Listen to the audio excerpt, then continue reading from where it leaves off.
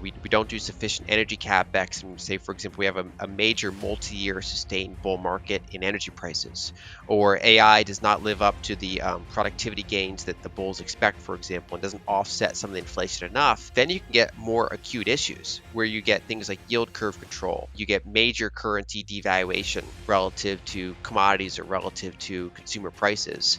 And you basically get a restructuring of the debt. I mean, there's two major ways to default on debt. One is you can default on it just outright, and the other one is you basically print the difference, where you technically give all the units back, but all those units buy a lot less than they could before. Specialist viewpoints on the future course of the country's financial health are widely split as the U.S. struggles with an unusual economic environment. The U.S. national debt has increased by an astounding $1.2 trillion since mid-September, which is an alarming almost $7 trillion rise since February 2020. With the debt having more than quadrupled in only 12 years, there are questions about whether the present budgetary course can be maintained. Renowned macro expert and financial strategist Lyn Alden offers insightful analysis of the possibilities for the U.S. debt problem in this confusing economic context. There is a growing agreement that the country is at a crucial crossroads as a result of the skyrocketing national debt. While acknowledging the unsustainable financial path, Federal Reserve Chair Jerome Powell thinks that mature political discourse among lawmakers holds the key to finding a solution.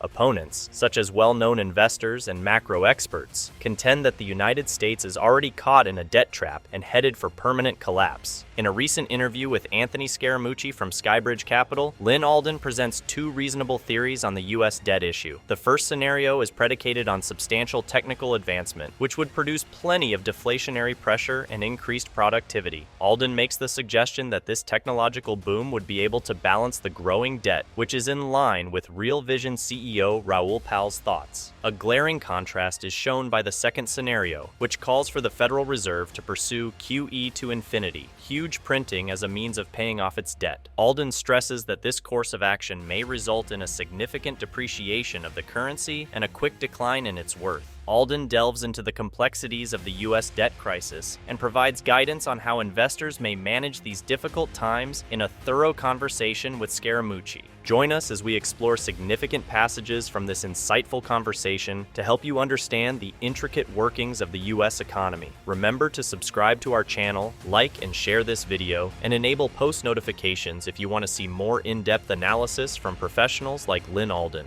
The central bank and the federal government of the United States, irresponsible with the money. Is it now time to take the keys away from those people and put it into this decentralized technology? I think the incentives are all there to do so, yes. I mean, I think people are going to be inclined towards whatever's the stronger money, especially if it's of a similar or faster speed than the weaker money. So, for example, over the past century, the biggest comparison was, say, gold and the dollar, whereas gold obviously held its value a lot better than the dollar, but the dollar had various advantages of speed and convenience.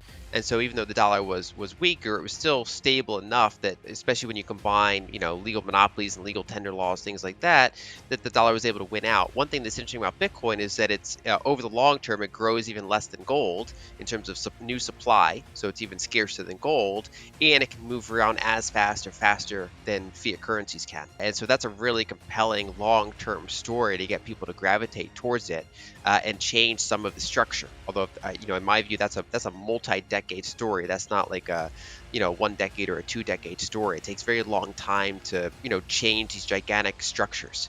And one thing that's notable about the Bretton Woods era is that a lot of focus is on that 1971 decision to leave it, but what the evidence shows that was breaking basically throughout the 60s. The Bretton Woods system, it was decided upon in 1944, it was implemented in 1946, but then it wasn't really even fully implemented until the late 1950s. That's when they undid some of the kind of the post-war era controls that were in place, and that's when they actually started that overall process. And from that point, the amount of gold reserves went straight down. And that's partially because we were running significant deficits.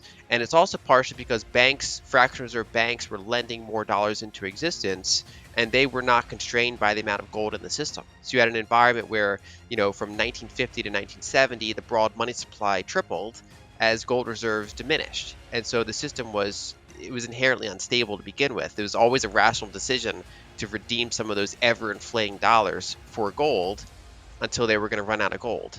And so we kind of have this story where we centralize everything, And then over a matter of decades, that centralized entity fails, partially because it was just unstably designed to begin with. It was kind of, it was like great while it lasted, but it was designed not to last, is the Right. challenge. And you make an interesting point because decentralized things are more anti-fragile than centralized things. I think we both agree with that, right?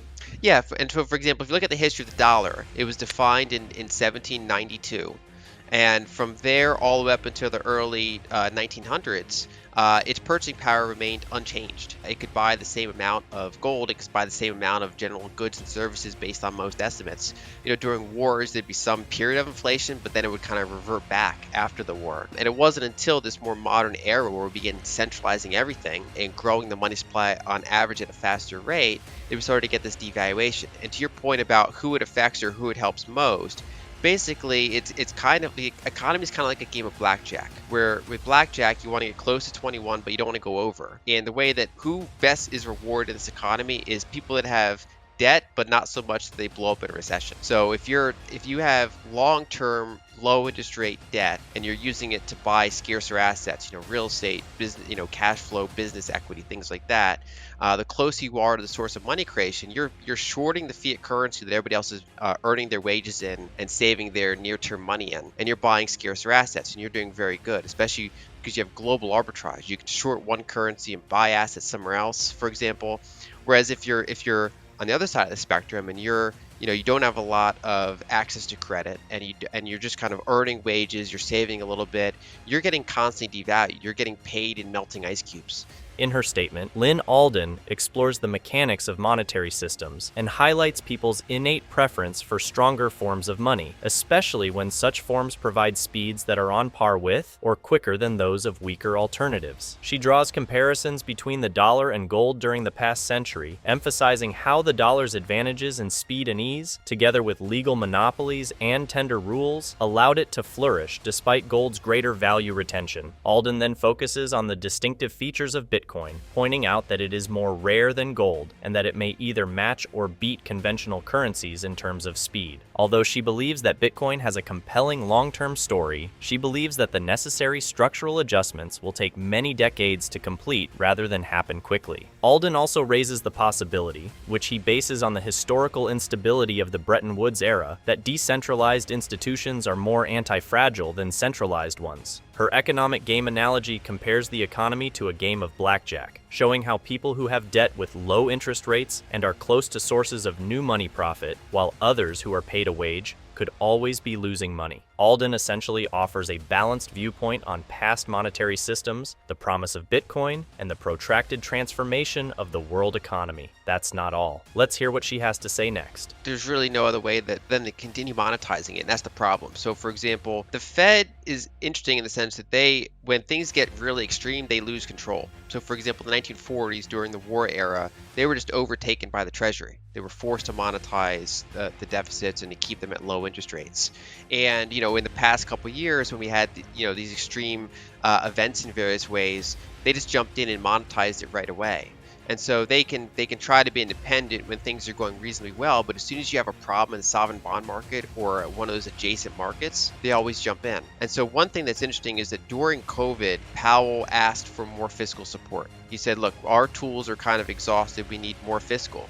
But you don't really see the opposite happening now. You don't see him coming out and saying, look, we're trying to tighten, but these very large fiscal deficits are outside of our control, and if you want to more sustainably get inflation under control, you'd have to reduce those deficits. That's a fiscal decision, and you don't really see him doing that. And so I think one thing the Fed could do is say, look, our tools are mostly designed to affect the rate of bank lending. So we have tools that can kind of incentivize or promote the rate of bank lending, which is generally pro-growth or pro-inflation. We can slow down the rate of bank lending, which helps reduce inflation or help kind of slow things down. But if you're running very, very large deficits, that's going around our tools.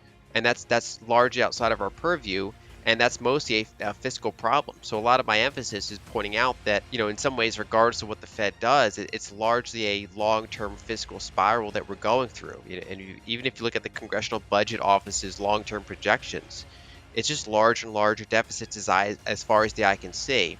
And then you get that negative feedback loop where if the Fed actually tries to raise rates to slow down inflation, they exacerbate the deficit because there's so much debt relative to the size of the economy, and therefore the interest expense Right. goes up.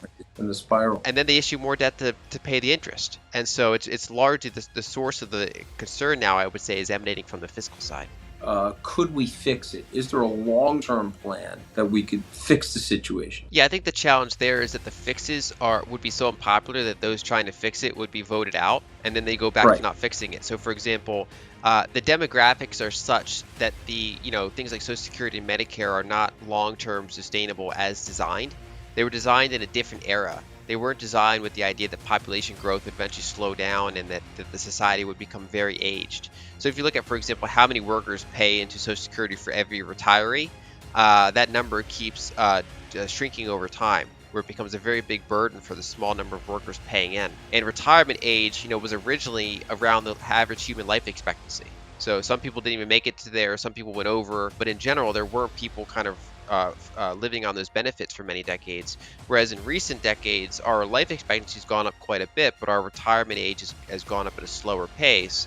And so there's that ratio of longer periods of receiving support. And so you have this thing where it's just economically unsustainable. Also, I mean, the way that we structure our healthcare system and kind of the health problems we have, related to diet and things like that, have kind of blown out the deficit on the Medicare side as well. Arguably as big or bigger as Social Security. And so without kind of fixing the overall long-term balance of those, it's very hard to get the deficit under control. The economic problems that the United States is presently experiencing, according to Lyn Alden, began in the 1980s when the country's debt exceeded the notable $1 trillion threshold. The baby boomer generation's peak demographics in the 1980s and 1990s, rapid globalization, a productivity boom with 1 billion people entering the labor force worldwide, lower interest rates, and other factors all contributed to the economy's recovery, according to Alden, who also suggests that the consequences of this rapid debt growth could be enormous. Policymakers succeeded in delaying severe repercussions, according to Alden, by kicking the can down the road. She does point out that the current state of affairs is more dire, with resurfacing issues made worse by a far higher debt-to-GDP ratio. Alden draws attention to the reality that the elements that formerly sustained the economy are now either dissolving or developing more slowly. As a result, she presents an unstable image of the American economy that is about to collapse. Alden suggests using Bitcoin to safeguard assets since it has continuously outpaced currency depreciation. According to the assessment, the economy is expected to remain vulnerable, which is why Alden is advocating for alternate asset allocation. How do you feel about Lyn Alden's opinion on the state of the American economy? And do you agree with her advice to buy Bitcoin? If you found the content useful, please like, subscribe, and enable post notifications for future stuff. You can also share your thoughts and observations below.